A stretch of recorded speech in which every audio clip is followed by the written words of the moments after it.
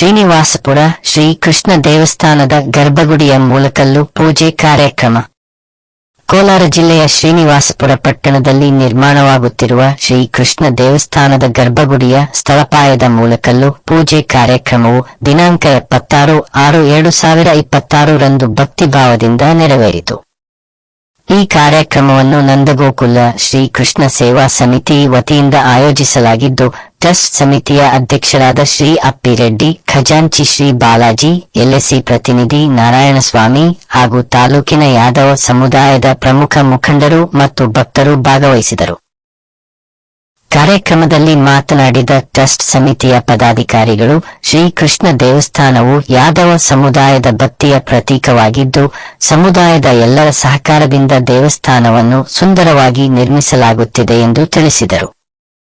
ದೇವಸ್ಥಾನದ ನಿರ್ಮಾಣಕ್ಕೆ ಈಗಾಗಲೇ ಹಲವಾರು ದಾನಿಗಳು ಹಾಗೂ ಸಮಾಜದ ಮುಖಂಡರು ಪ್ರೋತ್ಸಾಹ ನೀಡುತ್ತಿದ್ದು, ಇನ್ನಷ್ಟು ಸಹಕಾರ ನೀಡುವಂತೆ ಮನವಿ ಮಾಡಿದರು.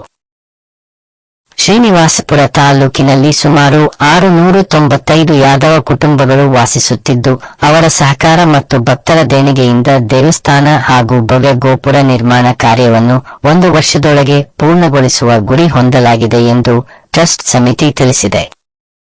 ಪೂಜೆ ಕಾರ್ಯಕ್ರಮದಲ್ಲಿ ಭಾಗವಹಿಸಿದ್ದ ಭಕ್ತರು ದೇವಸ್ಥಾನದ ಶೀಘ್ರ ನಿರ್ಮಾಣಕ್ಕಾಗಿ ಪ್ರಾರ್ಥನೆ ಸಲ್ಲಿಸಿ ಸಮಾಜದ ಐಕ್ಯತೆ ಮತ್ತು ಧಾರ್ಮಿಕ ಚಟುವಟಿಕೆಗಳ ಅಭಿವೃದ್ಧಿಗೆ ಸಹಕರಿಸುವ ಸಂಕಲ್ಪ ವ್ಯಕ್ತಪಡಿಸಿದರು.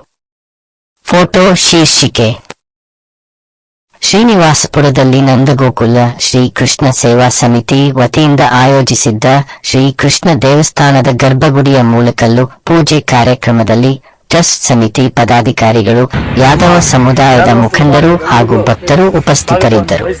ಈ ಒಂದು ಕಾರ್ಯಕ್ರಮವನ್ನ ಬೆಳಗಿನ ಸಮಯದಲ್ಲಿ ಎಲ್ಲರ ಒಂದು ನೇತೃತ್ವದಲ್ಲಿ ಯಶಸ್ವಿ ಮಾಡಿಕೊಂಡಿರುತ್ತೇವೆ. ಶ್ರೀಕೃಷ್ಣನ ದೇವಸ್ಥಾನವನ್ನ ನಮ್ಮ ತಾಲೂಕಿನಾದ್ಯಂತ ಸುಮಾರು 600 ಮನೆಗಳನ್ನು ಹೊಂದಿದ್ದೇವೆ. 695 ಮನೆಗಳನ್ನು ಹೊಂದಿದ್ದೇವೆ. ಎಲ್ಲ ಒಂದು ಎಲ್ಲರ ಸಹಾಯದಿಂದ ನಾವೆಲ್ಲರೂ ಸಹ ಈ ಒಂದು ಶ್ರೀಕೃಷ್ಣ ದೇವಸ್ಥಾನವನ್ನ ಯಶಸ್ವಿ ಮಾಡೋದಕ್ಕೆ ಎಲ್ಲರೂ ಕೈ ಜೋಡಿಸಿದ್ದೀವಿ. ಅದೇ ರೀತಿಯಲ್ಲಿ ನಮ್ಮ ತಾಲೂಕಿನ ಎಲ್ಲ ಮುಖಂಡರು, ಎಲ್ಲ ಸಮುದಾಯದ ಮುಖಂಡರು ಸಹ ಈ ಒಂದು ದೇವಸ್ಥಾನದ ಒಂದು ಕೊಡುಗೆಯನ್ನು ನೀಡಿ ಯಶಸ್ವಿಯಾಗಿ ಮಾಡಿಕೊಡಬೇಕಾಗಿ ತಮ್ಮಲ್ಲಿ ಸವಿನಯವಾಗಿ ಬೇಡಿಕೊಳ್ತಿದ್ದೇವೆ.